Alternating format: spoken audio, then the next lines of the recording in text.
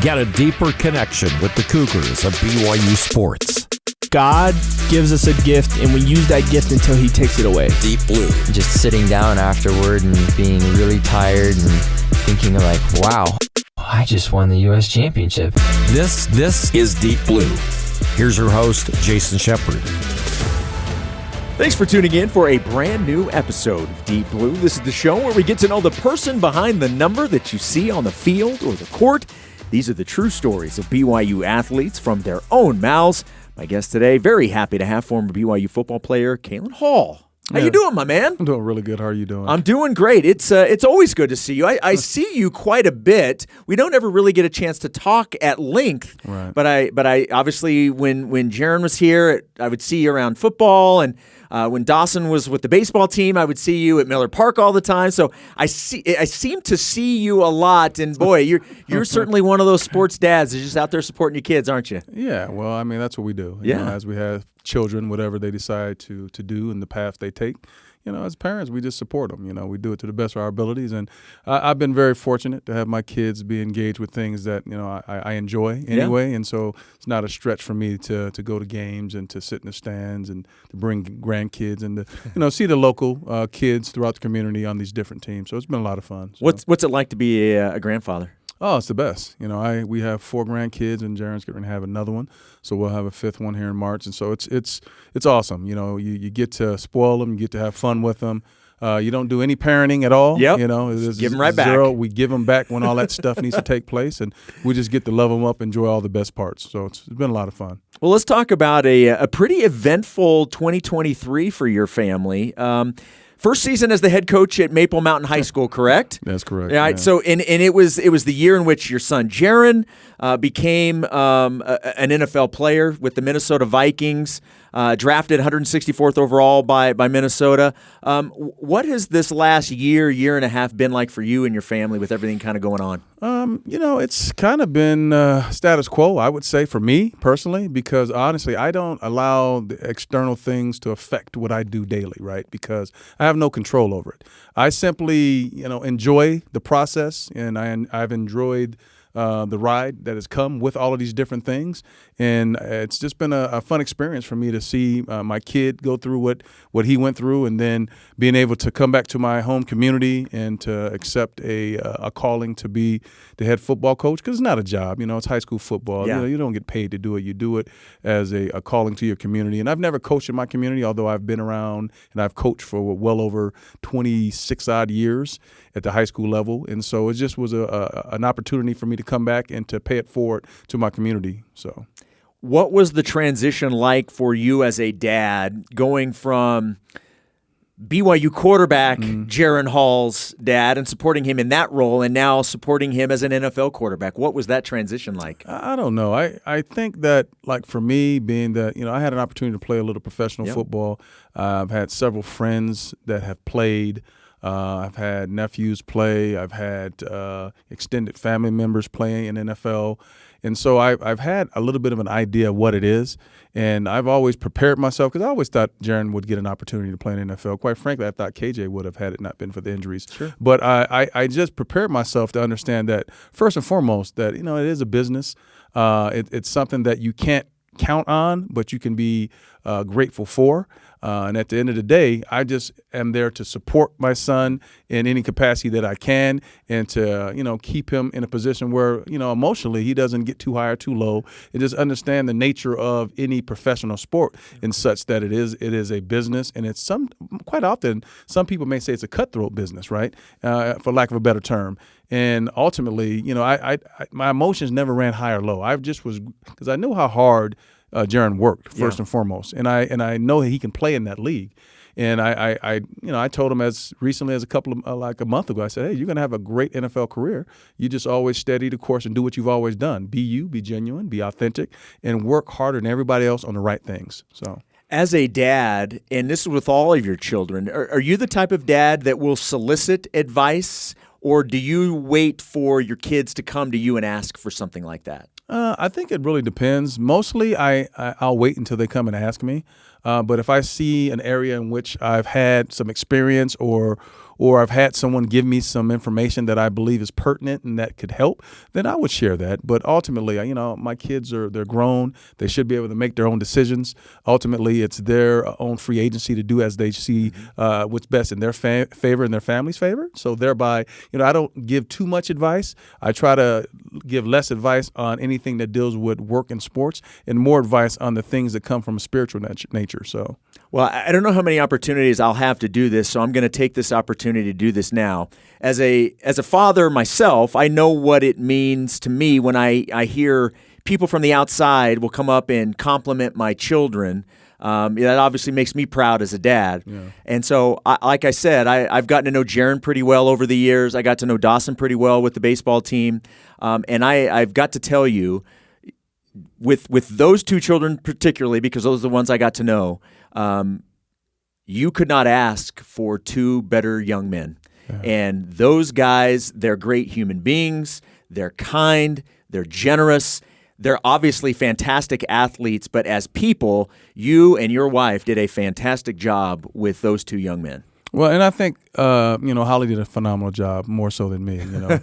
All the good parts came from her, and all the negative stuff came from me. And we're just grateful that our kids, have made choices for the most part, just to be who they are, and just to be genuine, authentic young people, and to for the most part stand by their faith, and just to ultimately try to guide their lives in a spirit in which they believe that it's something that they should take. They're not perfect. Everyone has their flaws, but those two young men, all my boys, have been really good people, and that's the most thing I'm proud of. To the point that you just made, when someone says how good of a young person that your son is, and that speaks in more volumes than anything that has to do with sports or anything else. Is that compliment about the nature of the man? So. Yeah.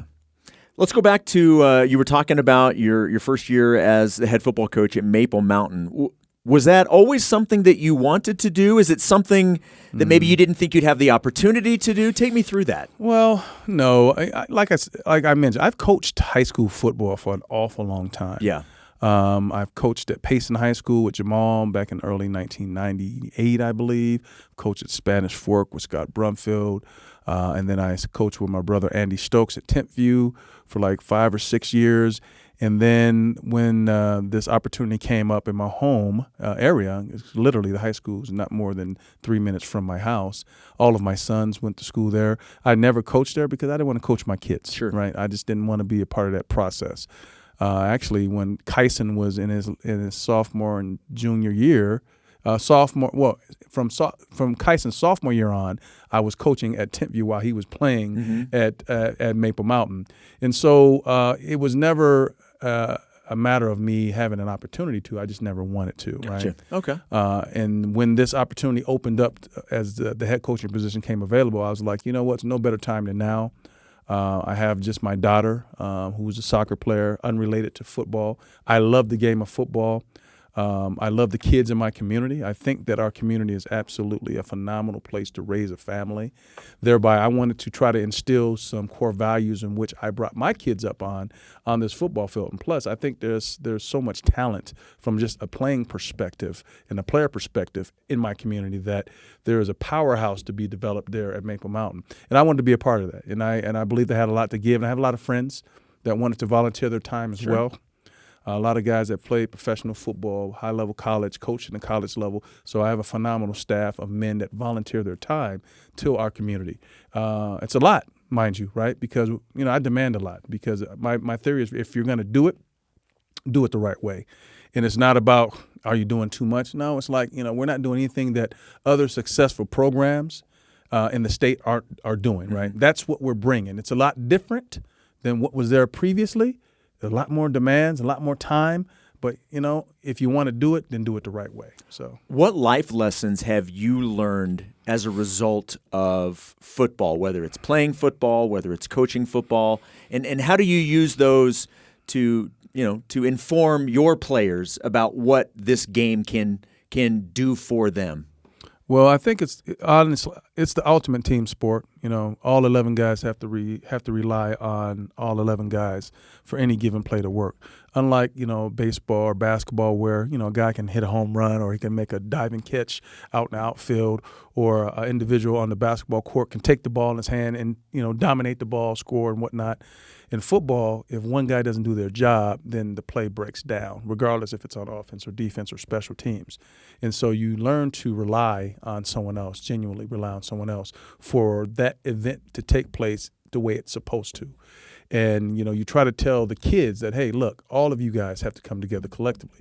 It's not about the power of me, it's the power of we, right? We all have to collectively come together in order for us to be successful. And that happens on every single play. That goes to the off-season training, because if you're training and you have 20, 30 kids that aren't, then collectively your team is not going to be as good as if everyone came together and they're at the workouts and they're training, they're working hard. And at the end of the day, you do the best that you can do. That's the other thing. It's like everyone's not going to be at the same level, but you can get the max out of yourself. Everyone can be the maximum of whom they are. They can be the best version of themselves. And if you're the best version of yourself genuinely, then this program or any program's going to be much, much better. And those are some of the things we try to teach the kids, that, hey, do all you can, be the best version of yourself that you can be. Ultimately, be honest. Understand that you're going to have some failures. And with failures comes success. You're not going to be perfect. I make mistakes, and I'm 50-something odd years old, and I say sorry all the time, right? And it's okay to say sorry. It's okay to make mistakes. And I make sure that I model that by being a genuine, authentic person. I don't do all the right things all the time, but you know what I do? I'll make amends by saying I'm sorry, I apologize, and I own up to it. And I expect the kids to do the same thing. Right? They need to own up to the things that they're falling short with. And it's okay. Yeah. And so, just a few things that hopefully these young people can understand, that life is not easy. You're not going to be given things the way you want them. Things are not going to work out the way you want. And it's not going to be a successful career at whatever it may be. But you got to learn to deal with that, because there's going to be some moments in your life where you're going to have some anxiety and you're going to feel a little depressed and you're going to feel like, you can't do this, that, and the other. But you need to learn how to work through that, whatever that is, whether that be by holding hands with somebody else, by somebody coming in and helping to pull you up and to uplift you. Like, we have someone that's always uplifting us in our lives, always, all of us do. And in the sport of football, you always are as weak as your weakest link, but that weakest link is not it's not a weakness. It's just a nature of a character of man, right? And so once we understand that, we get away from the blame game. We get away from compartmentalizing our anger and putting it off on other people, and understanding that, hey, our collective body as human beings will help us to uplift each other as long as we understand that none of us are perfect. So I want to go back just a couple years to growing up in Las Vegas. Yeah. So take me back to a young Kalin Hall. What was life like growing up in Vegas? I had a good life overall. Single parent household, latchkey kid, right? I kind of did a lot of things on my own. So my independence was always something that I was okay with. I was okay being by myself, playing by myself. Playing pickup basketball games in my house by myself, or playing football games in my house by myself. So I was always okay being by myself. But then when I started to branch out, get into the community, start playing tackle football, I became a part of a family unit that was a little bit missing in my life. And that's why I think I gravitated to football, because it had something that I didn't grow up with, right? I had a bunch of young men that were my same age, the same likeness, trying to collectively reach one common goal. And I really liked that, because I liked the camaraderie of the brotherhood. And that's what football was to me early on. Vegas was a place in the early 80s that was a lot different than it is today, right? It was a lot smaller. We had 13 high schools in all of Las Vegas, and now there's like 45 or 55, right? It's a much bigger place. But when I was growing up, it was a small community. Everyone knew everybody, and you had an opportunity to be an individual without being overwhelmed by the masses, right? It was a smaller place to grow up. It was a great place to grow up. I really had a good time, although, it was a place of independence for a lot of times. What did you dream of when you thought about this is what I want to do? When you had those thoughts, what were you thinking of?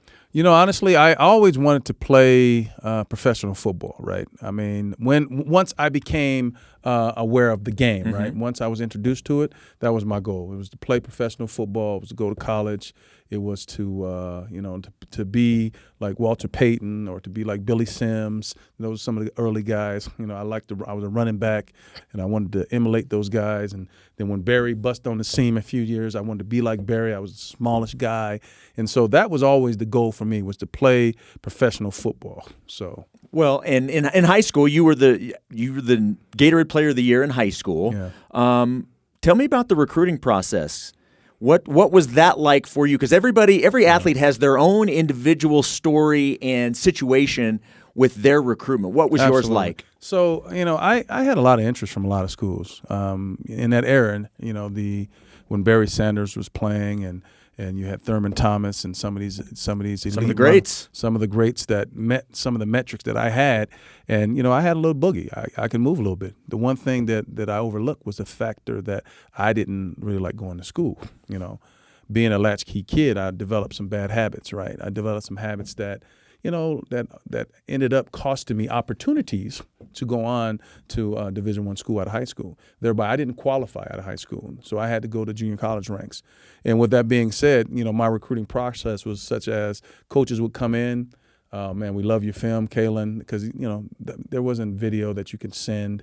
All the coaches had to come and get the VHSs to send back then, right? They weren't sending links, so you can do it real quick. So everyone came to the school, and my high school was a really good high school. So I had a lot of coaches come. They wanted to offer me scholarships, but once they went up to the counseling office, they noticed that, hey, I wasn't going to be a qualifier.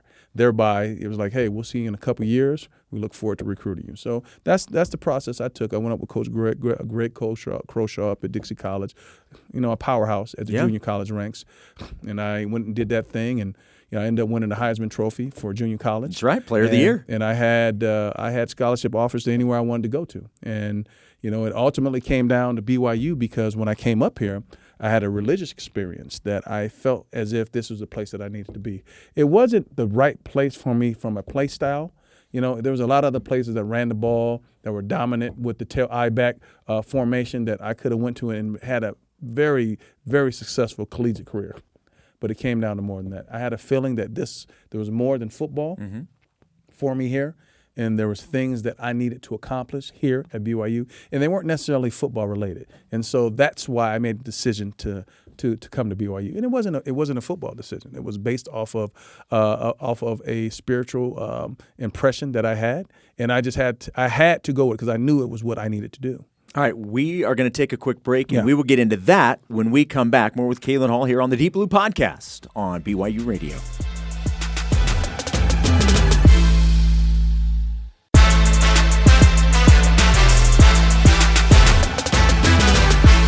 Welcome back to the Deep Blue Podcast here on BYU Radio. My name is Jason Shepard. Happy to have former BYU football player Kalin Hall joining me as my guest today. And before the break, you were talking about out of Dixie.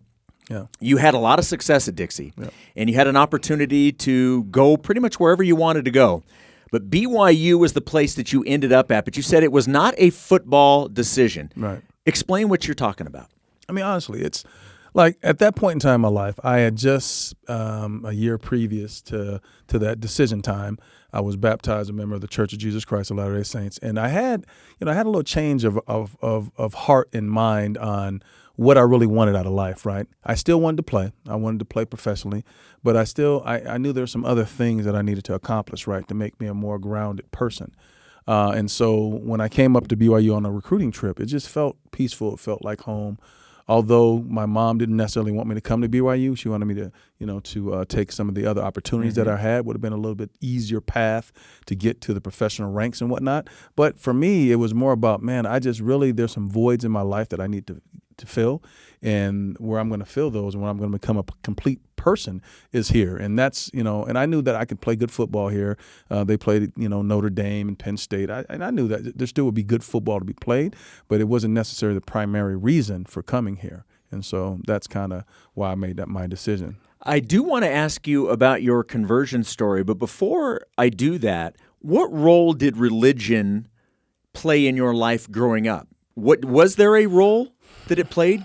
as you were growing up? Not really at all. Not as if I went to church outside of, when I went with a friend on occasion, and I had some friends that were members of the church that I went on occasion to, a sacrament service with them, and went to a couple of, farewells, and then went to a couple of, Baptist churches on occasion. So it didn't play a huge or any significant part into my early age life. But it was still there. I had an uncle that was a minister back home in Michigan, and so obviously there was some voids that I knew were missing, but it wasn't something that was like a norm that I was involved with on a daily basis. So then, what changed for you when you were in St. George that ultimately led you to seeking out more about the church and ultimately joining the Church of Jesus Christ of Latter-day Saints? Jack DeMooney. That's just as simple as I can put it. Jack and I were at Dixie College together. We were freshmen together at Dixie.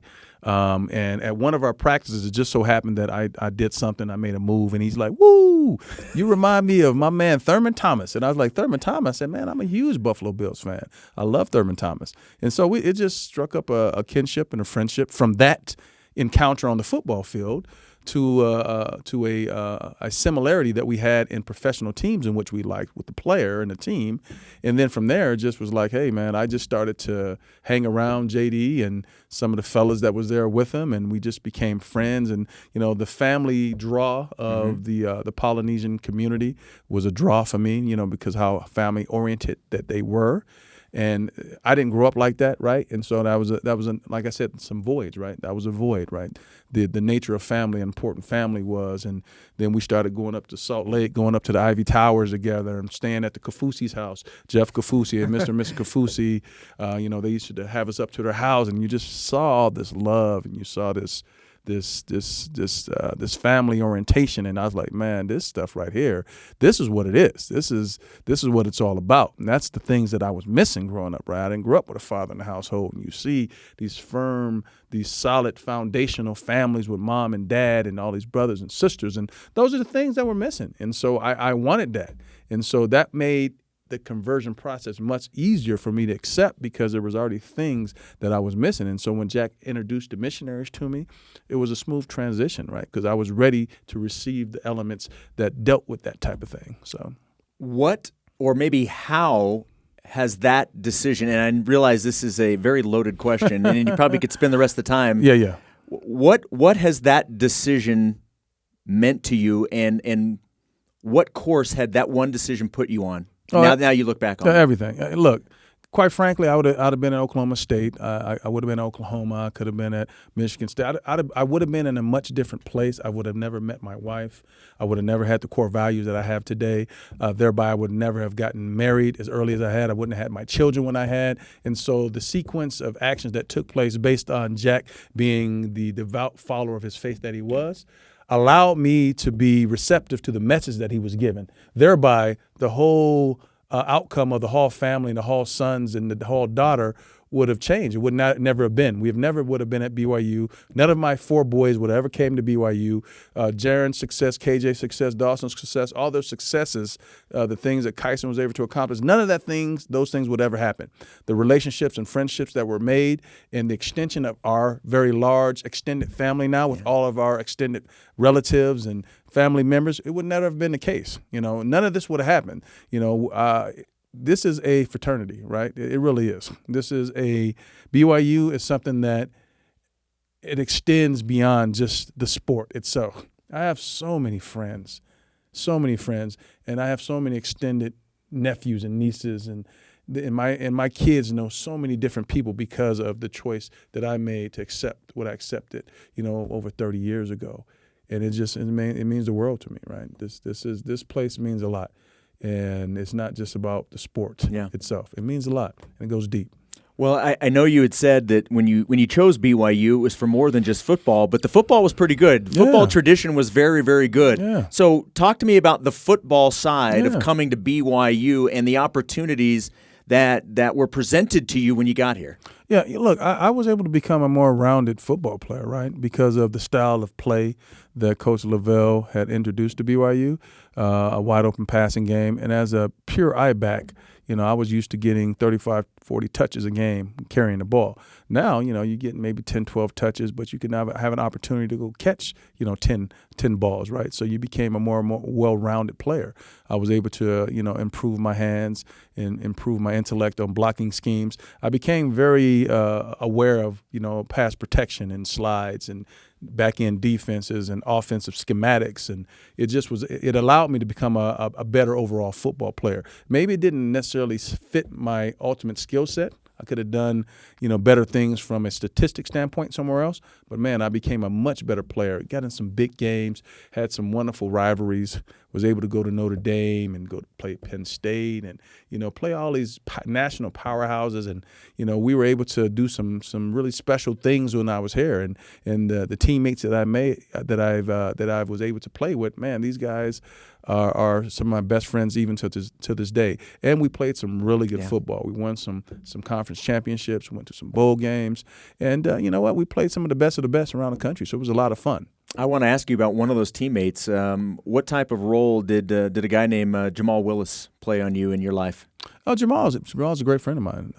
We grew up together in Las Vegas. Yep. We played youth football against each other. Jamal was here a year before I got here. A lot of people were like, man, how's that going to fit? You guys are in the same position, blah, blah, blah. It's not going to work out. And that was, before I decided to commit to BYU. I was like, yeah, all things work out the way they're supposed to. And Jamal's been a good friend of mine even to this day. We speak on a regular basis. We essentially raised our kids at the same time. We have children the same ages. Jamal's he currently works here at BYU, and he does phenomenal things with his side business that he does with his cutback training, and we're just good friends to this day. I was just talking to him a couple of days ago about some things, and we have laughs, and Jamal, he's been a huge influence in my life about being a man of integrity and having someone who's worked hard and who's been very successful, and he's been an aggressive business-minded person as well as to achieving the things that he wants to achieve in his life, and he's raised a wonderful family as well. Do you remember, when you look back on your playing career, do you remember more about the relationships or the games? Oh, relationships. Yeah, isn't it funny how that is? Yeah, well, it's 100%. Every athlete I talk to, it's when I ask them questions similar to that, they all go to the relationship part first. Why do you think that is? Just because the relationships are what gets you to the options that happen within the game, right? Yeah. The relationships are the things that drive the emotions of the impact of the big plays that take place, right? And you remember the relationships because the relationships are the foundations in which allow you to make the big plays because you trust your brothers in arms on the field. That's why you always go back to the relationships. I know you get asked all the time, hey, what's your favorite moment? What do you remember the most? Do you have something that stands out above another? No, not necessarily. I mean, there's just so many. I just, I do remember the Penn State game here. Penn State was ranked pretty good and had Kerry Collins and, O.J. Duffy and had all of these, future NFL guys, and they came here and we really kicked their butts, right? We just put it to them, and I remember Jopa, Coach Paterno. He was in Vegas, and after the game, and he was like, "Man, I tell you what, BYU had these two guys out there. I wish we would have recruited, because Penn State was a running school. Sure. How do we miss out on those two guys?" And so that was something that I always remember. And Notre Dame, when we went out there and played against, it was Demetrius DeBose was on the other side playing linebacker, Brian Young, and they had Jerome Bettis and Brooks on the running back, Rick Meyer. I mean, so a lot of guys that were NFL guys that we played against. So you always remember that. You remember those events that took place. So because they were, pretty big at the time. So you mentioned a little bit ago that if you hadn't come to BYU, you wouldn't have met your wife. Uh-huh. Your wife also an athlete here at BYU, BYU gymnast. Yep. What was the courtship like? How did you two end up together? So it was because of Leslie Willis, because of Jamal's wife. Yeah. So Jamal was dating Leslie, and Leslie and my wife Holly grew up in the same gym together. So they were good friends, and so they were at school. Leslie was a year older than Holly, and they were in the in the study hall area, and she was with Leslie, and I saw her, and I was like, man. So I went back to Jamal. I was like, hey, who was that? And so, Jamal kind of made the introduction half-heartedly. He's like, man, I'm not getting involved with that. You're gonna mess around and get me in trouble. One of those. Sure, with your friends who think you just out there trying to chase girls, right? And so, but from there, I just kept pestering her and at study hall, and we met, and we hit it off, and we've been married over 30 years, and it's 5 kids later, and soon to be 5 grandkids, and it's been a wonderful ride. Holly's a wonderful lady. She gave up her career to start our family, and we haven't looked back. What's life like today? We talked about what you're doing in terms of you head coach and doing things like that, but what's life like for you now? It's good. So I work for Gabe Reed. Gabe is a former BYU football player. Of course. I run his domestic market, government-based project management and contracting firm. And so we do government projects all over military establishments all over the United States. And so I run that because he's on a mission right now. He's a mission president right now. So I run the North American division for him. And so, a lot of project management, a lot of bidding, estimating on jobs, a lot of project oversights. And so I do that mostly during the day. And after I'm done with that, and then, my evenings are kind of consumed with football, right? Yeah. Football workouts and practices. And we do everything in the evening, at our program. So it works with all of our paraprofessionals who are, volunteering their time. And so, it's a busy day. You wake up early, you work early. Yeah, you get home a little late, you work late, and then, you fill a little bit in with chasing your daughter around to her little soccer events and whatnot, and then little weekends with the grandkids. And so, you keep busy. Yeah. You try to keep a little you time as well. So I'm curious your thoughts, because you were talking about how when you were at BYU and you got to play all these teams, Penn State, Notre Dame, all these schools. Now it's a little different, but now BYU's back to playing some of these big schools again, Absolutely. being in the Big 12. Yeah. I'm curious what you made of last season and this move to the Big 12, and obviously heading into year number 2 in a pretty impressive conference. Yeah, it's tough. It's a tough conference. I mean, at the end of the day, a lot of people have their own thoughts about what the football was this past year. It was a transition. Okay. The roster wasn't where it needed to be able to compete, understanding that injuries take place in football, okay? Your number ones, you can compete. But when you get down to your number 2s or number 3s, and once you start getting injured, I mean, you need to have time to build up your roster, and it takes time. I thought the coaches did a phenomenal job in consideration of the conference, the strength of the conference, the type of opponents that they were playing, and the amount of injuries that you're going to get in football that they had to deal with. And so it's going to be a process of flipping the roster and not necessarily going out there and chasing transfer portal kids, because that doesn't necessarily work with trying to build the culture that is established here at BYU. It's a delicate balance between transfer kids, local kids, high school kids, junior college kids that meet the culture of BYU. Yeah. Because if you don't do that internally, it's not going to work. It will blow up. And what I mean by blow up is it will not work. You will have a divided front in your locker room, and if your locker room is divided, it's not going to work for successes on the field. You need a lot of people that collectively come from differences but have the same and right mindset in alignment with what the program wants to do and can do. You're not going to change what BYU is. It's not going to happen. Thereby, you have to do your best to collectively find the pieces that can fit here and that can thrive here. And so it's a process. As we begin to wrap things up, and again, I appreciate your time today. This has been fantastic, and I appreciate you doing this. What's next? I mean, is there something that you've always wanted to do that maybe is still on the horizon for you, or what's next for you and your family, you think? I don't know. I really enjoy this appointment I have as a head coach. Yep. It's not my job, but I really enjoy doing it. I love doing things for my community. There's also some things that personally that I'm looking at possibly getting into as well as we move into to the next few years. I really want to continue to follow and to help to raise my grandchildren. I'm definitely going to enjoy following my son's NFL career. I believe he's going to have a very long one. So, I definitely want to do that, and I want to just be an outlet and a conduit. Where I am going to be starting a podcast. Yeah, I'm going to start a podcast talking about just, it's the real deal. That's kind of what it's going to be about. Okay. Real conversations about real life, and it's going to be uncut, and, it's going to be something that I think a lot of parents need to hear because, unfortunately, today, a lot of kids are struggling. A lot of families are struggling. I'm not even talking about monetarily. I'm just talking about in life. Kids that come from affluent backgrounds, kids that come from poverty. It's all the same. A lot of kids are struggling in this world in which we live in today. And I believe a lot of it stems from we're not having real conversations. We're buffering things and we're suppressing things from these young folks that they need to hear it, and we need to be honest with them.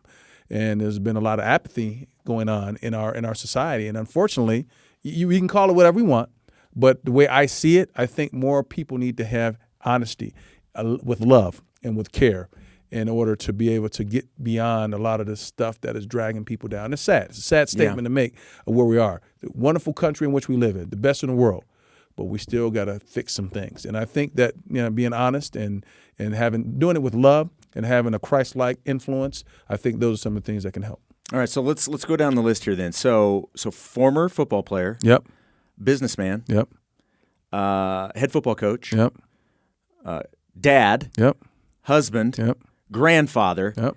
And now podcaster. We're adding podcast. Hey. Am I missing anything? Anything else there? No, we're good. That's enough, I think. Let's say you've got a lot on your plate. Yeah. Kalin, thank you so much for doing this. I really do appreciate it. I hope you enjoyed it, and I know our listeners will, to be able to get to know you a little bit more. People know you, but to be able to hear your stories about growing up and your experiences, I know people appreciate that, and I certainly do too. So thank you so much for doing this. And thank you as well. All right. Thanks once again to my guest, Kalin Hall. My name is Jason Shepard. Josh Bergstrom and Ben Hall produced this episode. Deep Blue's senior producer is Cleon Wall. You can download and subscribe to Deep Blue on all podcast platforms or find all episodes on the BYU Radio app. Deep Blue is a production of BYU Radio.